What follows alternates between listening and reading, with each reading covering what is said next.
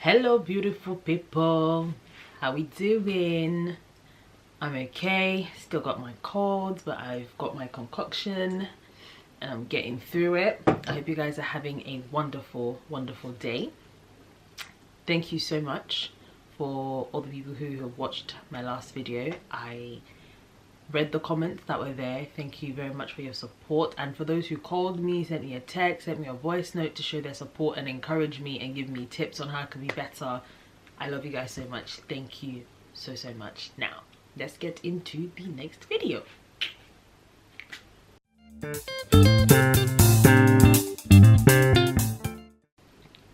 So the first thing I definitely want to say is that responsible adults get financially responsible. Let me repeat myself. Responsible adults get financially responsible. Story. Once upon a time. Let me tell you how I learned this lesson for myself. So this time 2 years ago, 2016, I was just getting ready for a trip with my girls. We went to Miami for Labor Day weekend.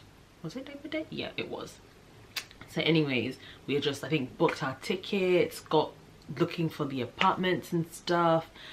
What my friends didn't know was, I don't know what trip I was trying to go on. I was broke. Like, it was insane how broke I was at that time. I was so financially irresponsible that I had to ask my mom to lend me £10. So anyways, we booked all this flight, we booked this tickets. I was like, do you know what, there's not a problem. I'll find a way to come up with the money. Blah blah blah. Mind you, I was already in my overdraft, so it was technically overdraft money I owed to the bank that I was using to pay to go to Miami. Alright, cool. So I was like, don't worry, I'll get the money together. 11 days of fun, sun, you know, no shaking. I was shook. Let me not lie to you, I was shook. Okay, I didn't know how I was gonna come up with this money. I was going to another country. I didn't have a steady like savings or anything like that, so no cushion to really fall back on if an emergency were to happen out there. So anyways, we get to Miami, all living life, blah blah blah. So my friends turn around and say, do you know what, we want to go to the Bahamas as well. And instead of me finding one excuse to sit myself down in Miami, I was like, yeah, let's go. So I checked my account, there's nothing in there. Okay, so one thing I had done is I had put some money away in my other account, like in savings. I said, you know what, it's not smart, but for the sake of sure, take your savings and, oh god, my mom was calling me and she's traveled, so I have to pick up. I will be right back. Right, so I'm back. Where was I? So now my mom called me just to complain that my sister wasn't picking up her phone call. That woman's hilarious. Anyways, so as I was saying, well, let's go to the Bahamas.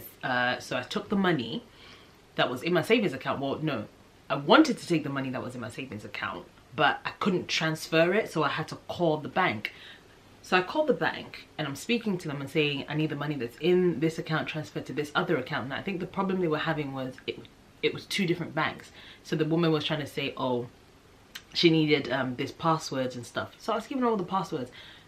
After 3 failed attempts, she turned around to me and she was like, unfortunately, we can't transfer the money for you because your account's been locked.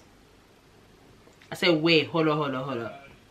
Forget the fact that I may not be able to go to the Bahamas. I'm in another country, flat broke, with no access to any spare money. But I say all that to say that I was extremely irresponsible with my finances. And because of the lessons that I learned in 2016, I have had an amazing 2017 with my finances, and I'm going to have a better one in 2018 with my finances, and I'm here to tell you how I did it. This isn't about bashing anyone, this isn't about, you know, calling other people irresponsible, but to be honest, you have to call a spade a spade. If you're spending money recklessly and you have no form of savings and you have no form of pulling yourself out from any emergencies that might happen, or even anything for a rainy day. I'm not talking a rainy day like a tsunami, even a rainy day where it's just trickles. If you don't have that, you're irresponsible, and that's just what it is. So let's get into these tips and I hope that it helps somebody. First one that I want to talk about is food and or coffee. It might not seem like a lot, but at the end of the day, they all accumulate. I'm not saying you can buy a house with the money that you save you know, here and there. But the discipline that you use when you're doing things like this and saving little by little is the discipline that you're going to use when you need to save for the big things like buying a house or buying a car outright. So that's my first thing. Food or coffee, make it yourself from home, okay? Another thing I want to talk about is subscriptions. I used to be subscribed to everything. Vogue, what's this other thing? Netflix. What was the other one? Iroko TV. There was another one that I was, what? I had them all up and down the gaff. For what? And this is the one that's frustrating. Netflix and Iroko TV. My dad has the passwords. Like, it's a universal password in my house. Why did I need to be paying for one? Why did I need it? Made no sense. Subscriptions. Check your subscriptions. Take away the ones you don't need. Oh, that was it. I used to be subscribed to Amazon Prime. Do you know how expensive that stuff is? My dad has one. My sister has one. Why did I need one? Cancelled. Bye-bye. Another tip is to track your expenses. All my days, my Santander app is my best friend. I will check it every single day. No fail, 3 times a day at a minimum, even when I know I haven't spent the money, because I'm always just so scared that I would have paid for something and it wouldn't have come out yet. I learned that lesson when I used to do contactless. I don't do that. I don't mess with contactless. It takes forever for it to come out, and it puts me in this kind of tizzy when I don't know where my money is and what's happened to it, and when something just comes out randomly like 3 days later. So track your expenses. Know what you're spending your money on and how frequently you're spending it on. If you see Starbucks a bit too much, it's not needed. Really cut it out. Another great thing about Santander is they have this thing that's called Spendlytics. So it tells you where your money has gone every single month and whether or not you averaged out. So it compares every single month. Another thing that I saw when I was tracking my expenses was that I used to take Uber everywhere. Like, it is annoying when all you see on your transaction list is Uber, Uber, Uber, Uber, Uber. And then you look at the price, £5, £5, £5. What? Somewhere I could have gotten the bus or taken the bus to, I'm jumping on Uber. And that was because I wasn't disciplined enough to wake up earlier and meet the bus or get the train to where I was going to. So if you can, climb down on Uber. Another thing is to automate your savings.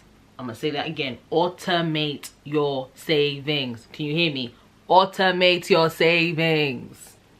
Okay? You get paid the same time every single month. All you need to do is set up a direct debit or standing order with your bank to a different account and say every single month, once you get paid, you take so amount of money and you put it in that account, and that's it. You don't have to try and remember, oh my goodness, you know, I paid all my bills, I haven't put anything away in savings. No, the minute you get paid, instantly, same day, that money goes out. It doesn't have to be a big amount or anything like that. But if you get paid, let's say close to like £1,000 or thereabout every single month, you can afford to save £100 every single month. By the time it's the end of the year, if you do it in a full calendar year, that's £1,200.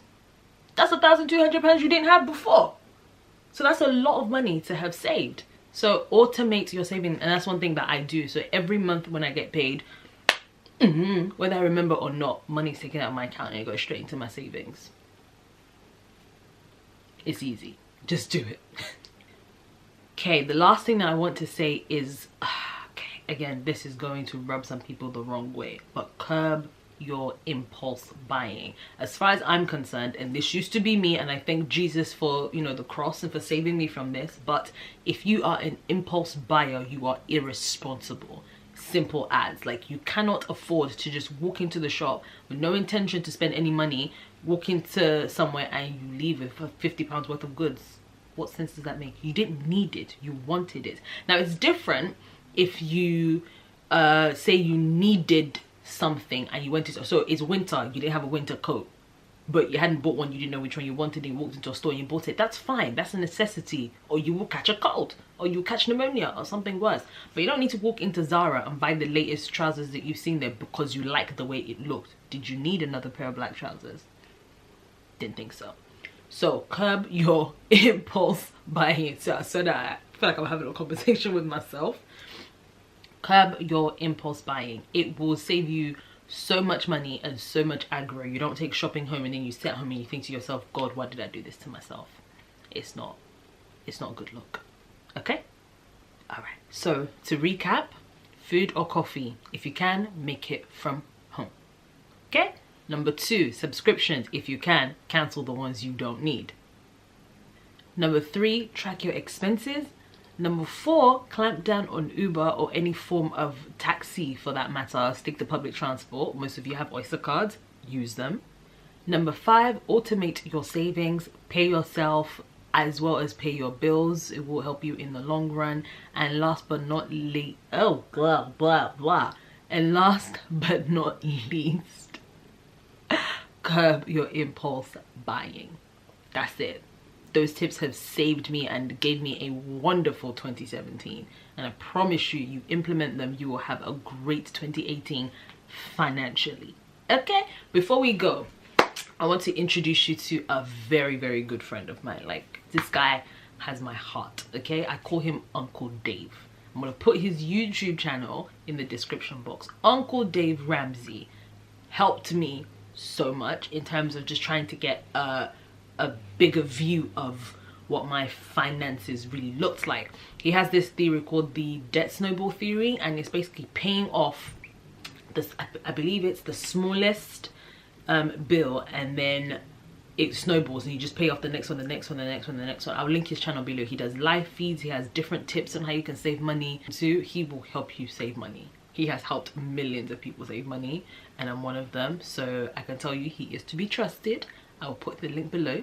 Have fun with Uncle Dave Ramsey. That's what I call him. I don't know him like that though, but you know. And I will see you in the next video. Bye.